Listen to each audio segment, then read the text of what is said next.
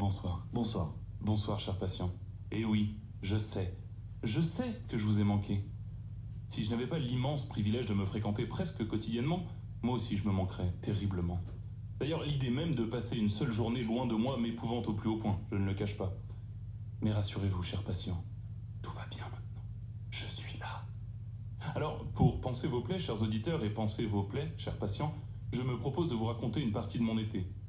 Non, je ne vous parlerai pas de mes voyages en jet privé, ni de mes soirées aux côtés de l'élite gouvernante de plusieurs pays plus ou moins recommandables et russophones. Je ne suis pas là pour ça, et étant l'arrière-petit-fils par alliance d'un communiste, je n'oserais pas faire baver le peuple avec des récits tout droit venus d'un monde qu'il ne connaîtra jamais.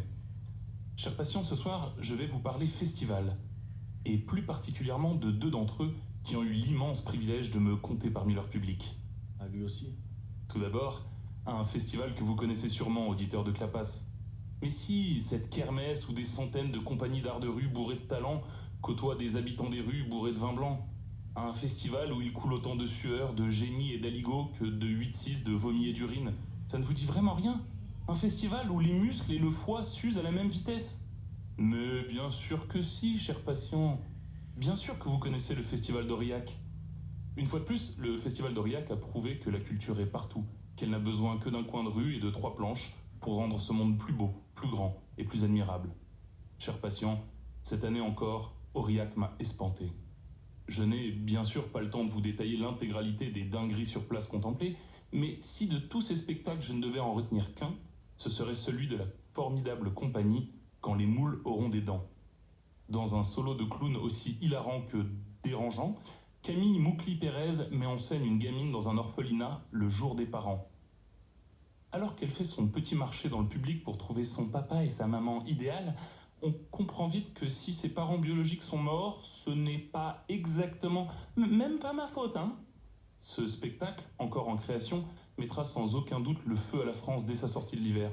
Alors fouillez les programmations dès aujourd'hui et ne manquez pas Crasse de Camille Moukli-Pérez, si comme moi, vous aimez un peu vous faire du mal et applaudir ceux qui le font bien. Et puis, il y a Frida... Non,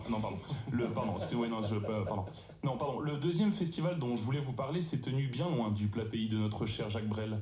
Cette folie musicale s'est passée à quelques encablures de Montpellier. Chers patients, chers auditeurs, mes bien chères sœurs, mes bien chers frères, j'ai été troquer un instant mon stéthoscope pour mon crucifix et abandonner ma blouse blanche pour revêtir ma robe de bure. Et, Dieu du ciel, laissez-moi vous dire, Alléluia mes frères! Le demi-festival, que j'ai eu la chance de contempler, non pas benoîtement assis sur les gradins, mais installé dans le canapé en cuir de vachette de mon yacht, au pied de la divine falaise, ce demi-festival n'a pas fait les choses à moitié. Et si Jeanne d'Arc a ressenti la présence de Dieu entre ses moutons, laissez-moi vous dire, chers patients, que sans aucun doute, pendant ces soirées d'août, au théâtre de la mer, il y avait un tout-puissant qui illuminait le cœur de ses plus fidèles convaincus. Ce tout-puissant, chers patients, une fois de plus, n'était autre que le très saint hip-hop.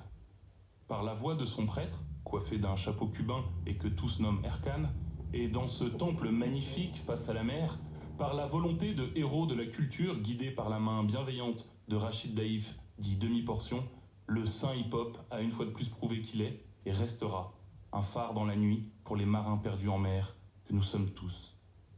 Moi, bien sûr, sur mon yacht de 30 mètres, équipé du matériel de pointe de navigation parfaitement maîtrisé par mes employés, je n'étais pas perdu. Mais cette lumière, je l'ai quand même vue. Alors, dites-leur de garder leur stade de France boubesque, leurs arénas à 50 centimes. Je me contenterai largement du demi-festival. Pour moi, c'est assez, et c'est à 7, non loin de la mer et de ces cétacés. Si cette phrase est trop compliquée, n'hésitez pas à la pouleper. Poula! Cher patient, je ne suis pas là uniquement pour vous déclamer une poésie hasardeuse aux sonorités caquetantes. Non, je suis là pour l'ordonnance. Tout d'abord, et pour ne rien changer aux habitudes qui sont les nôtres, voici une petite proposition d'écriture. Dans 2 textes très courts, qui doivent d'ailleurs tenir sur une carte postale, racontez un bout de vos vacances, réelles ou fictives. Les 2 textes parlent du même lieu et des mêmes événements. La première carte postale devra faire baver d'envie son destinataire. La deuxième carte postale devra faire vomir de dégoût son destinataire. Posologie, écriture sans fioriture, dans le style de ces missives couvertes de sable et de crème solaire que nous envoyons toujours au dernier moment en les glissant dans la boîte aux lettres de la gare. Maintenant, chers patients, et comme je ne fais pas les choses à moitié, après l'écriture de cartes postales, je vous propose une lecture épistolaire. Un roman en plein dans l'actualité littéraire. Un roman dont tout le monde parle, mais une fois n'est pas coutume, cette recommandation, n'en déplaise à la Scred, sera dans la tendance et dans la bonne direction. Je veux bien sûr vous parler de Cher connard, de Virginie Despentes. Je veux en parler, mais je n'ai rien d'autre à dire que lisez-le. Dans 5 siècles, quand les historiens déterreront les vestiges de notre monde, noyés par l'alliance d'Elon Musk, Jeff Bezos et Vladimir Poutine, il leur suffira de tomber sur l'œuvre de Virginie Despentes pour en quelques centaines de pages voir notre société dans les moindres détails. D'ailleurs, en parlant de société et de problèmes, je ne peux pas vous quitter, chers patients, sans une pensée émue pour la belle Italie et la bête immonde à qui elle vient de remettre les clés du royaume. Amis italiens, frères et sœurs outre-alpins, ne perdez pas espoir, luttez encore, ne laissez rien passer. D'ailleurs, n'est-ce pas chez vous qu'on dit « siamo tutti antifascisti » ? Nous allons donc nous quitter sur une note de musique tout droit venue de cette magnifique botte qui vient de déraper dans une crotte, avec Propaganda, un morceau de Fabri Fibra qui nous parle de promesses électorales non tenues, de mensonges et de trahison politique. C'était le Docteur Flamand. Je vous remercie de m'avoir écouté.